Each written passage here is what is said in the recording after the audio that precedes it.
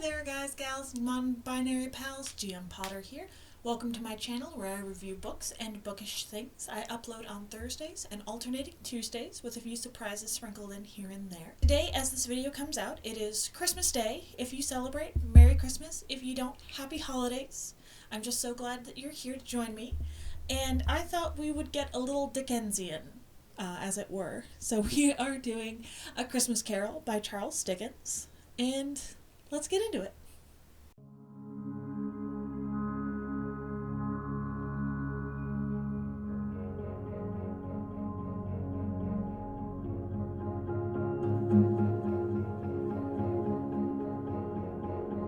Alrighty, so A Christmas Carol, obviously written by Charles Dickens. It's one of his more famous works, one of more widely read famous works, I should say. Came out in 1843. It has a 4.07 on Goodreads, which I agree with. I would give this one a solid 4 stars. There are places where it could be improved on, and that could be that I'm a victim of the times, that certain narrative devices just haven't aged as well as others. But I'd say it's really good. Not a perfect book, but really good. So this is a classic tale. I listened to the version on Audible, not sponsored. I pay for my own subscription with my own money. Narrated by Tom Baker, by the Doctor, the Fourth Doctor. So I love Tom Baker. He played my favorite Doctor. He is the Doctor, not Doctor Who, except in some episodes where he is Doctor Who. It gets very complicated. So we're going to gloss over that and move along. For the performance, I would give it 5 stars. The book itself, the story, is a witty, biting commentary, becoming your best self, which sounds a little woo-woo, and maybe it is, but it's been used so many times as trope. Like every show has a Christmas Carol episode. It feels like that they do that goes on for multiple seasons. They have a Christmas Carol episode. The Muppets did it. There was I think it was on TNT when I was in middle school or high school, where Sir Patrick Stewart played Scrooge. And there's the old black and white movie. There's Scrooged with Bill Murray, which is really good. It's got Bobcat Goldthwait, who I used to love as a kid. There's so many adaptations that I can't pick one to focus on as much as I would like to. I can't pick one. If I mention an adaptation, it's probably A Muppet's Christmas Carol, because that's the one that I like the best. It is surprisingly faithful to the story. Muppet's Christmas Carol is the best one. I think after that is probably the one that was made for TV with Sir Patrick Stewart. That one is my second favorite, but Muppet's Christmas Carol, absolutely, let's go, let's get into it. Ebenezer Scrooge is a miser. He is the worst kind of human. He is miserly, he's misanthropic, he is just mean and foul and cheap. So cheap. Okay, so it's the 1840s, right? We don't have central heating. We have coal. We have little coal-burning fireplaces. There is one coal scuttle, and it's in his office, and he doesn't use it. And his clerk, Bob Cratchit, is so afraid of him and knows what he's going to say that he doesn't go forth and ask for more coal. He doesn't have access to it. He'd have to go into Scrooge's office. He knows Scrooge is going to give him hell if he tries.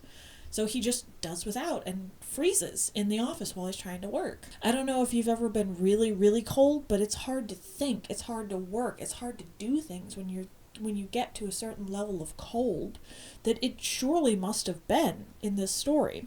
Scrooge, cheap and mean and rude. Rude as the day is long. There's a couple of people that come by trying to get him to give to charity, and he tells them off and runs them out of his office.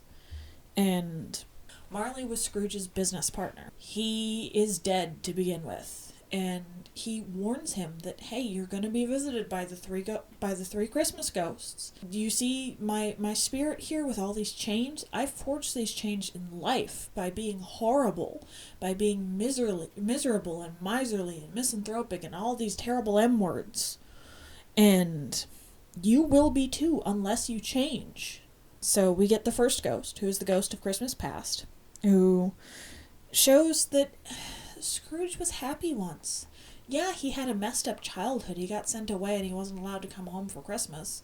His little sister, his nephew's mom, convinced Dad to essentially straighten up and fly right and bring Scrooge home, to not beat them anymore. And so Scrooge got to come home for Christmas and not get beaten by his dad. And awesome, great, happiness. He was a young fellow. He worked for Fezziwigs, or Fozziwigs as I like to think of it. He worked for Fezziwigs, and he was happy, and he was falling in love, and he was joyous, and he knew how to keep the joy of the season, the happiness and a love for his fellow man. And then we go forward a little bit to his fiancée. And he keeps saying, when I have the money, we'll get married. We'll get married when I have the money, not right now, when I have money, when I have money, when I have money. And she releases him from his commitment, walks away. And I think that scene is very pivotal. I've heard that in the version that's on Disney Plus, I believe they got rid of that scene in A Muppet's Christmas Carol. And it just pisses me off, because the story doesn't make sense without that scene. It's the slowest song. It's the song most people skip. Yeah, sure, why not? Rebuking of Scrooge shaped it, because until that point he was happy. He could be happy. He had the ability to be happy. And then she broke it off with him, essentially over money in his eyes. That's not why she did it. That's not what it was in her mind. But that's essentially, to his understanding, which is flawed, that's why it happened. From there on, he wasn't happy anymore. He wakes up and he's like, okay, the next night I'm supposed to be visited by the next ghost. I've slept all day into the next day. Alright, I'll be ready for this ghost. And the time comes and like this clock strikes. Where's the ghost? And then he realizes that the ghost of Christmas Present is actually in the next room. He's been here.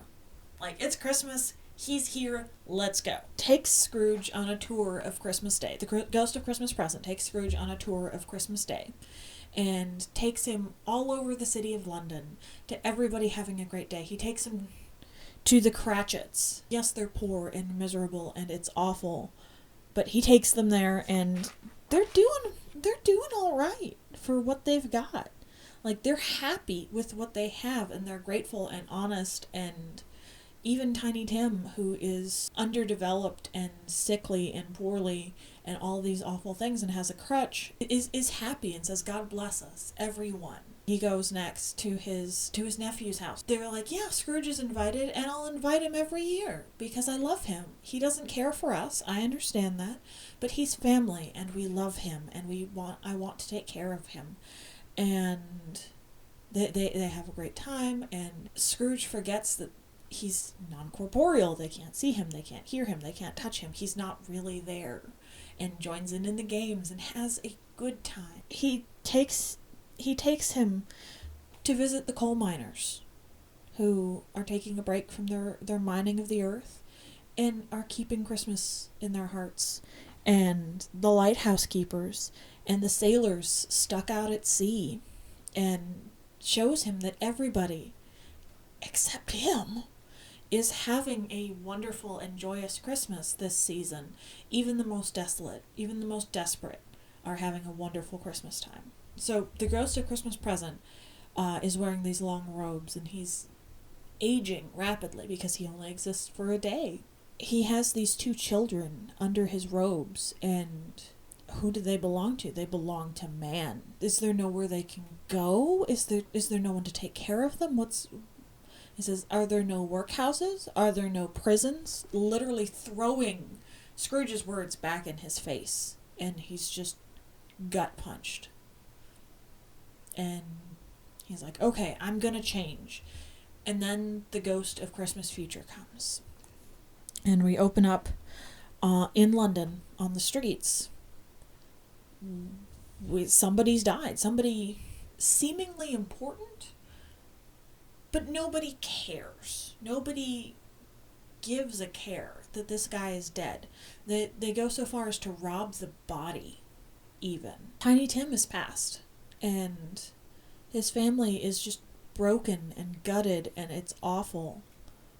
And then he takes him to his grave, and he sees that it says Ebenezer Scrooge, and Tiny Tim is dead, and the Cratchits are probably not going to make it, and nobody but the Cratchits, and they're so consumed in their own grief, in their own world, cares that he's dead. Nobody's there to mourn him.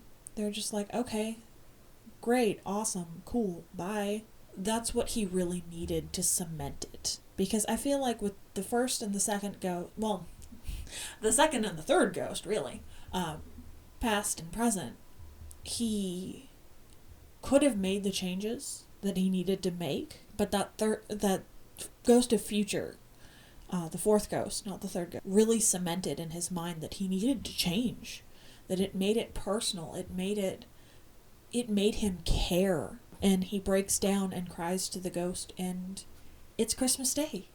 And he has his chance to do it over again and to do it right. Things are going to be okay, and things are going to be fine. Things are going to be good. He's going to make them good. He spends Christmas Day with his nephew and his nephew's family. And then the next day, because of course he had to close the office for Christmas Day. The next day, Bob Cratchit comes in, and Scrooge calls him into his office, all gruff. I'm raising your salary, and I'm giving you a coal slip, and all of this, and Merry Christmas, have more money, and became a second father to Tiny Tim, and really, truly did change. And it's a wonderful story. There's a line in Matilda, in the book and in the movie, that Matilda reads Charles Dickens, and she could read him every day. And this turnaround, I know some of his other works are more depressing, that he kind of lost faith in humanity as his writing went along. But this one, I could read it every day. I could listen to it every day. It's wonderful. So, and an interesting note that I found in my going over for the book. So, Bob Cratchit is paid 15 bob a week, which is 15 shillings. A bob is a shilling. So, adjusting for inflation from 1843 to now, and assuming a 40-hour work week, which I realize is assuming a lot, that comes out to about $16 an hour. So, Dickensian poverty is better paid than current U.S. minimum wage. Just some food for thought there. I found that out, and I was just horrified that we're living in a Dickensian we're in the bad place. This is the bad place, essentially. Have you read any Charles Dickens? Have you read A Christmas Carol? What are you doing to make the world a better place? Which is essentially the thesis of this book, is to be a better person and literally change the world. It might not feel like you can change the world, but by changing your small corner of it, you change the world. And that's amazing, and that's powerful, and that's wonderful. So, have you read Charles Dickens? I hope if you celebrate, you have a lovely Christmas. If you don't, happy holidays, whatever you celebrate. I just hope it's wonderful. You are happy and healthy, and I'll see you in the next one. Bye.